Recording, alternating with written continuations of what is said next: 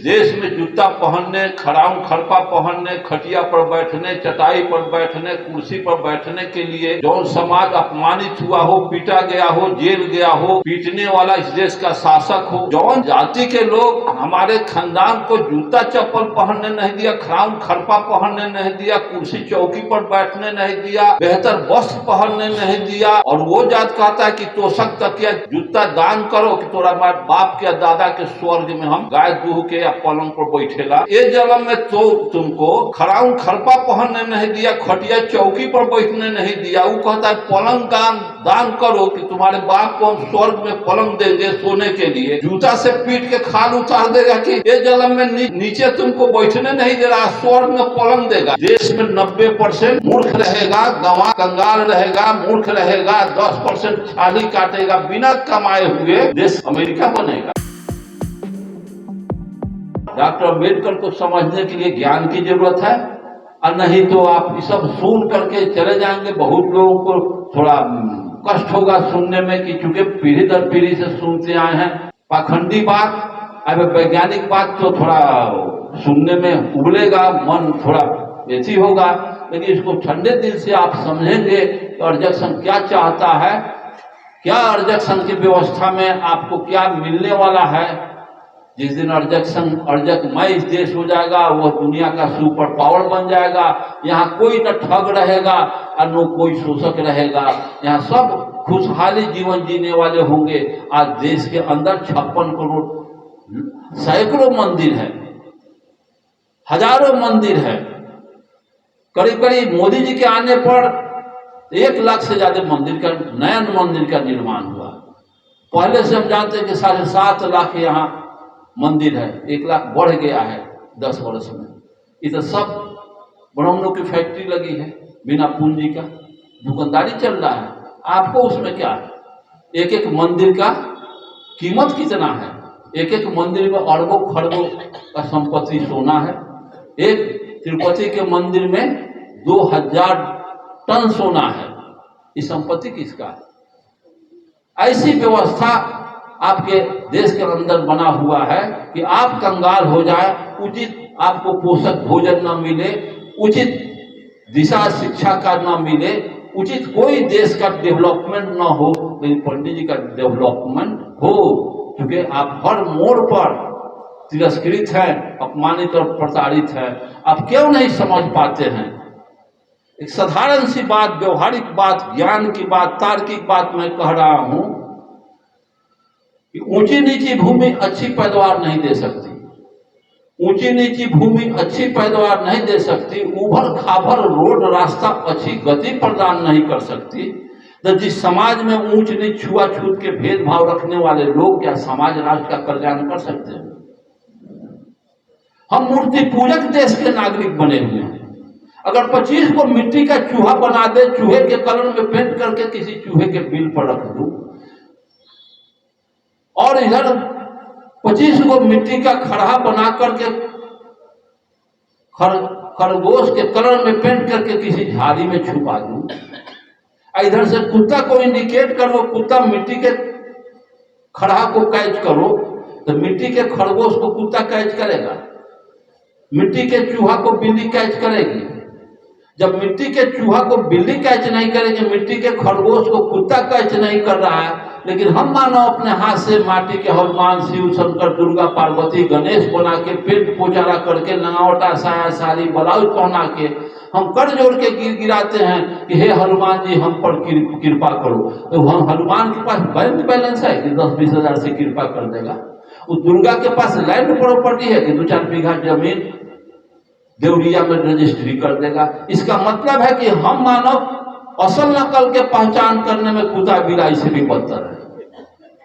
ऐसी व्यवस्था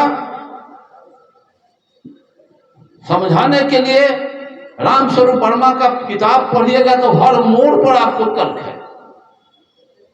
अरे तर्क से तो रामस्वरूप वर्मा निहाल कर दिया है। रामस्वरूप वर्मा 90% को घर, अभी तक जो भी हमारे समाज में दार्शनिक पैदा हुए, सुधारक पैदा हुए, बैकवर्डों को घर नहीं दिए थे। लेकिन बैकवार्डों को, दलितों को, मूल निवासियों को, अर्जकों को भारत की भूमि पर रामस्वरूप वर्मा घर, अपना घर दे दिया। अपनी संस्कृति, घर का मतलब संस्कृति, अपने जीने की कला, अपने जीने की व्यवस्था दे दिया। हमारे घर में, हमारे यहां अर्जक संघ के लोग हैं, हमारे पिताजी मर गए, कोई गए नदी किनारा जला दिया और दक्षिण मुहे मुंह सर करके जला दिया। उतरी सुतरी इंडा पिंडा कुछ नहीं। 3 महीना के बाद शोक की सभा किया। फिर हमारे गांव के जितना ही कानून हलुआ सब मुंह फुला दिया।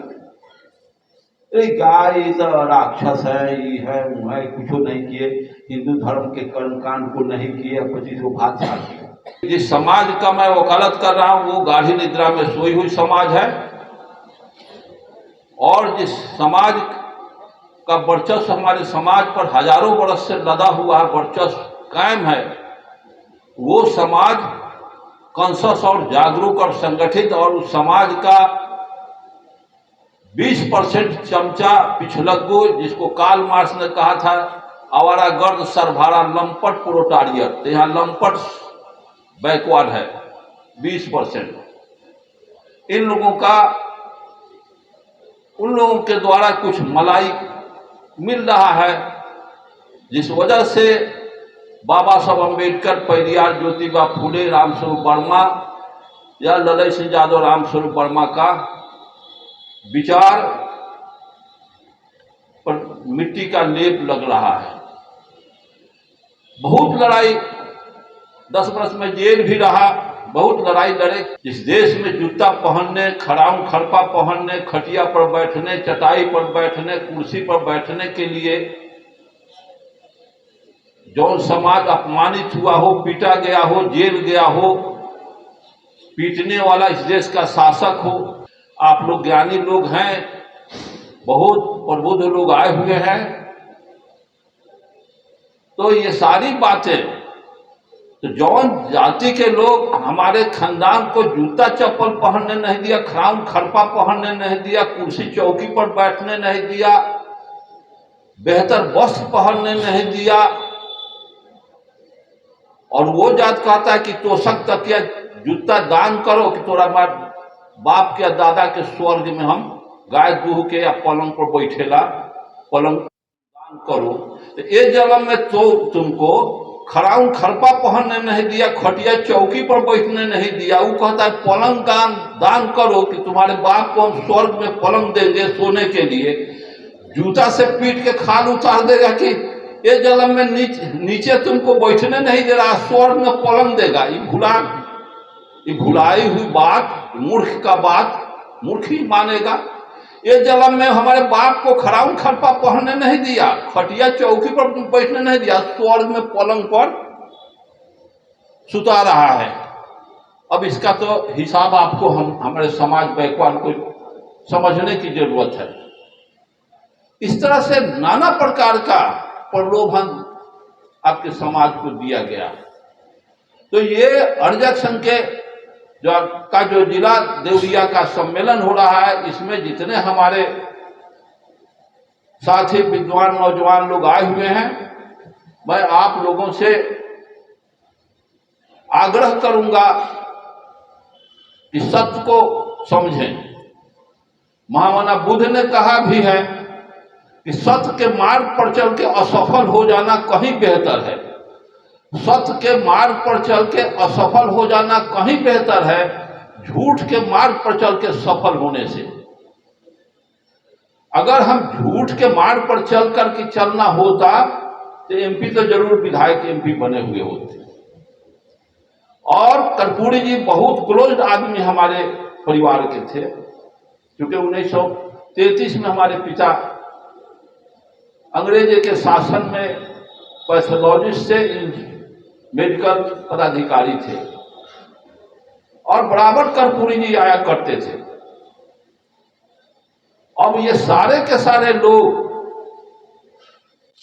मैं कबीर को पढ़ा, कार्ल मार्क्स को, लेनिन को मैं पढ़ा, माओ सेतुंग को मैं पढ़ा, सारे लिटरेचर का अध्ययन करने के बाद निचोड़ में जब मैं पहुंचा तो रामस्वरूप वर्मा जी का ब्रह्मन महिमा क्यों और कैसे। और उसके बाद बीमारी मैं पकड़ा, मेरे पिताजी पकड़े, रे बाप मेरे पिता बाप बाप करने लगे कि कार्ल मार्क्स का डायलेक्टिकल मेथड रामस्वरूप वर्मा का ब्रह्मन महिमा क्यों और कैसे है। जिस देश में वर्ण व्यवस्था नहीं थी, वर्ग था, वर्ग मतलब गरीब वर्ग और अमीर वर्ग, इसलिए वहां रिवॉल्यूशन हुआ, अक्टूबर क्रांति और चाइनीज क्रांति सफल। रूस और दुनिया का भारत से 7 गुना बड़ा भूभाग रसिया है, भारत के तुलना में 7 गुना बड़ा है। विश्व के सबसे बड़ा भूभाग पर कब्जा सोवियत संघ का, इतना बड़ा देश मार्क्सिज्म के दर्शन, लेनिनिज्म के दर्शन पर वो लाल हुआ।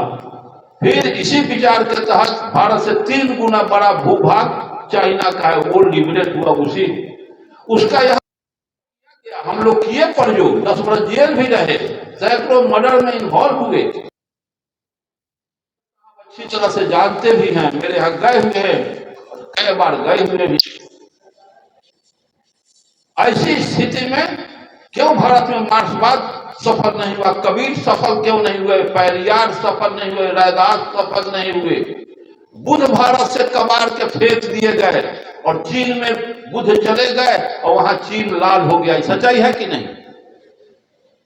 जब बुद्ध में कालिक थी, बुद्ध में कमी थी, तो चाइना भी कंगाल बन के रहना चाहिए। 56 करोड़ देवी देवता यहाँ है, वह 57 करोड़ रहना चाहिए।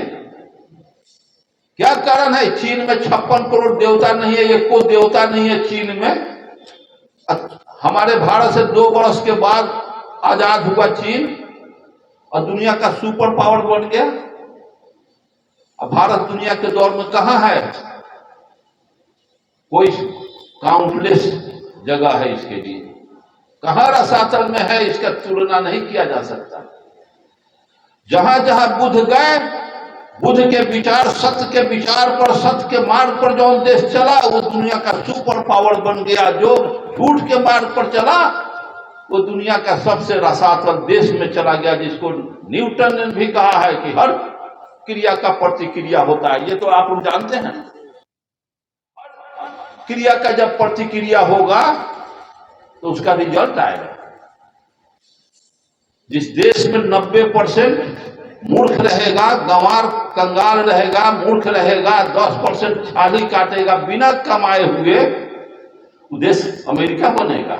कबीर को, रैदास को पढ़ना होगा, पेरियार को पढ़ना होगा, रामस्वरूप वर्मा, लड़ाई यादव, अम्बेडकर को, जगदेव को, कार्ल मार्क्स, लेनिन को पढ़ना होगा, वैज्ञानिक डार्विन को पढ़ना होगा, आइंस्टीन को पढ़ना होगा। और न तो जाइए 56 करोड़ देवी देवता के नजदीक सरेंडर कर जाइए।